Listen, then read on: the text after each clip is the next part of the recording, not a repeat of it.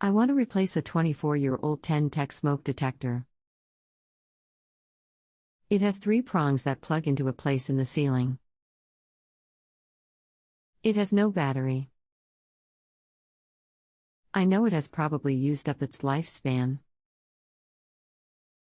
I went to Home Depot, looking for a replacement, without luck. Are such units replaceable?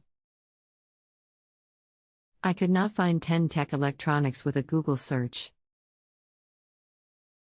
Sincere thanks for your time.